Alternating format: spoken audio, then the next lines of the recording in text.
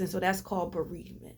Our focus is going to be on grief. And again, whether that's losing a person or losing something that is not death related. Okay. Um, when you're dealing with grief, there's many theories about it, but many people go through various stages of grief. All right. The first stage, and it's not linear, so people don't go through these stages in exact order, but at some point they hit one of these stages, possibly all of them at some point. So one of the first stage is denial. It is that feeling of, I don't believe this is happening. You can't accept the reality of what's occurring. The next stage of grief is depression. You feel this sense of sadness due to the loss.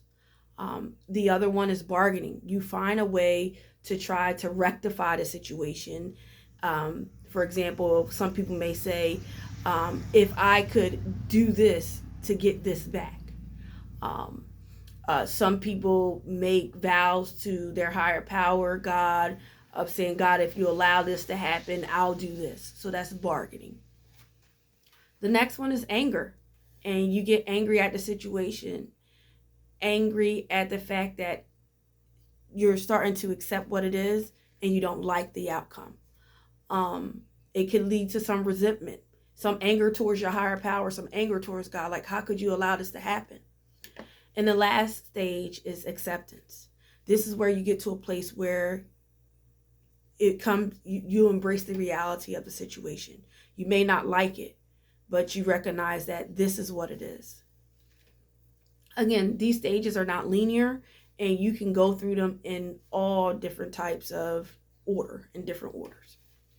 So when you're dealing with grief, there is no right or wrong way to grieve.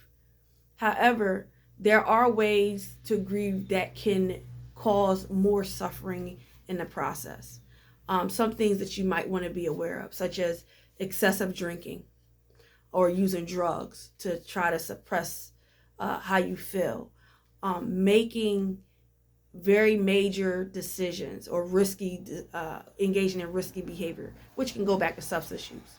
But let me stay on that point.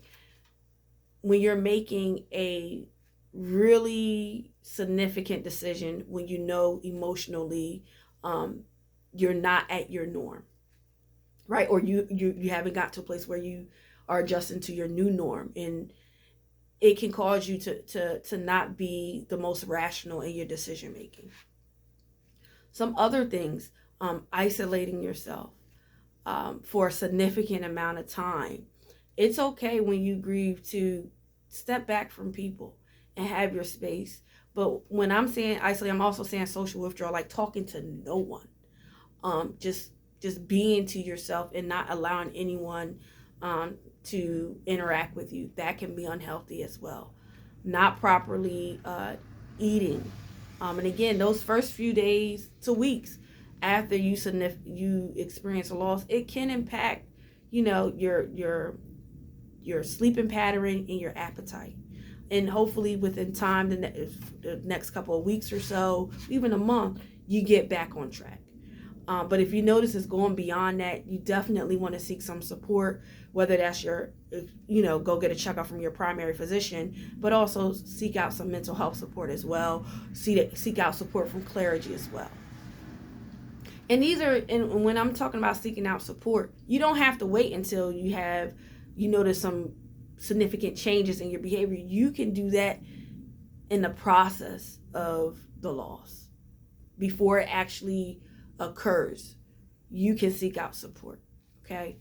So it's not a good or bad time frame to seek support, but the more you're connected to some level of support, that helps. All right. When we're talking about, so let's transition. This topic is honoring your grief journey.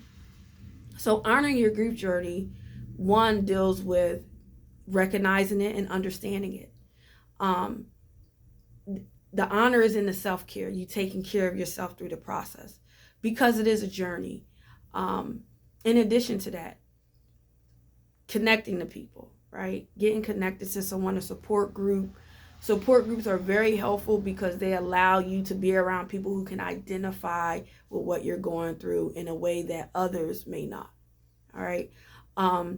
Again, like I said, connecting with a therapist, talking with your doctor, traveling. You know, again, as I already mentioned, sometimes you can get to a place where you want to just withdraw for everyone. And that period of kind of being to yourself is understandable. But when you notice, again, you're spending a significant amount of time, it's months, and you're really like just kind of like isolated into yourself, that is a time frame of concern. All right. So traveling, trying something new, okay, getting out in nature, and then also doing something to memorialize your loved one. Should the grief be connected to a loved one, memorializing them.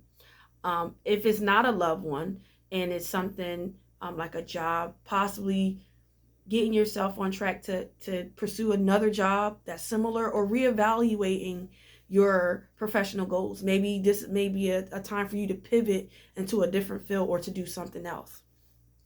All right, but getting back to my point about memorializing, a lot of times we culturally do that. You know, you have a tombstone to memorialize someone, but there are other ways for you to do that as well, as you honor your own grief journey and utilizing this way of memorializing the person in that process. So you can journal about the impact that person had on your life. You can download songs that remind you of the person or that event, or not the event, but say like if it was a job, right? Maybe you can go to other places that are similar, right? Whether it was an association. So say like your job was connected to a certain association, they had a conference every year. You go back to that conference because you enjoy what you did. You know, you enjoy that field. Go back to those conferences. Continue to connect with those associations. All right. So finding a way to keep the life of that person alive. That's what memorializing is. And when it's not a person, keeping your passion alive despite the loss or the transition.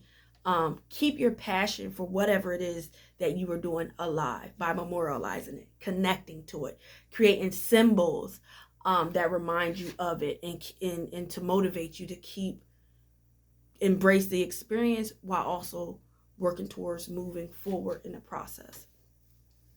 For me, Mother's Day is typically a challenge. This year's a little bit better, but I, like many of you, deal with the grief and more so bereavement, the loss of a mother. And so the way that I was able to go walk through my grief journey through the initial phase was, besides family support, I took a leave of absence prior to my mother passing. So I anticipated her death. Okay. And I spent as much time as I could at the hospital with her. And then in that process, I also connected myself to a therapist. So I was receiving therapy during my leave of absence, just to walk through that, what was about to take place. In addition to that, I was journaling, right? And what I would do, I would meditate using an app called Abide. And it's a Christian meditation app. And what I would do is I would allow myself to be in a quiet space and just listen to the meditation, right?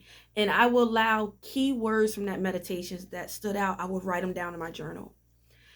And then I would take my journal and I would go to this park and I would write out my thoughts in the parking lot. And then I looked up YouTube motivational topics or sermons that went along with that word. And I dwelled on that word throughout the day. And that word uplifted me, the word. And it wasn't like a sermon. It was one word. So the word that stood out to me from the meditation could have been embrace. Right. So I would write embrace in my journal. I would go to the track in the parking lot. I would write out what that word meant to me in this moment. Then I have on my headphones and I would look for a sermon on embrace or a motivational topic on embrace. And I would walk that track until I couldn't walk it no more. And I would get back in my car, and guess what? The next day, that's what I did. And I did it as much as I needed to do it. And I was taking care of myself while allowing that grief process to flow, right? Embracing it and just working through it. And these are the ways in which I was able to work through it. To mourn, because that's what mourning is. Mourning is your response to grief, right? So these are different ways that I was able to mourn the loss of my mother. And so with Mother's Day passing, this is when you talk about grief being a journey, and sometimes people refer to it as waves, right? This is a high wave time, right? Mother's Day, right? So what helps me to be able to honor my grief journey and share it with you all? It is simply recognizing it, embracing it, and utilizing this topic to work through it. Talking about it through this topic is actually helping me. So as I've shared with you, when we're talking about honoring your grief journey, you don't have to carry the weight of that alone. There's people who want to hear your story. They can identify it. And not only that, you can uplift them by sharing.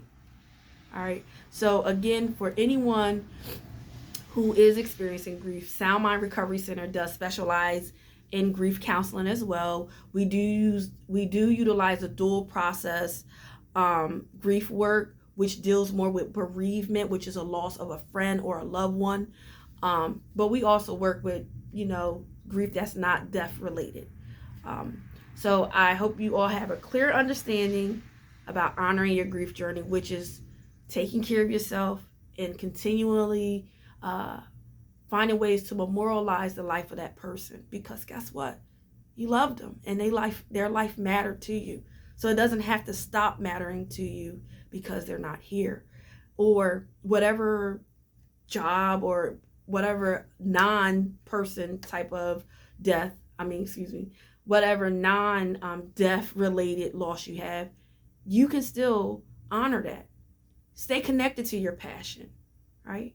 Find another way to release it and be creative. And if you need to, pivot, So allow this to be a time to reset yourself, because with any form of loss, you are resetting yourself.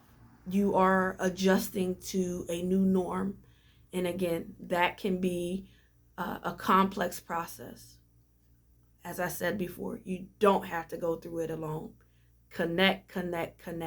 So what I'm going to do is I'm going to have a list of some resources at the end of this blog post, just so that you can utilize those resources should you need them. I know that there are a lot of organizations that do support groups, whether that's through Grief Share. Some places have, in churches, they have ministries called the Stevens Ministry, where there's also an outlet for you to connect with people within your faith for support to walk alongside you, not as counselors, but as fellow members within your congregation that could also support you. Again, in the community, just connecting with other people is important. So take care of yourself. Your grief journey is honorable, and you're not alone. Thank you for tuning in. Next week, our topic is going to be on supporting your child's or teen's mental health. Take care.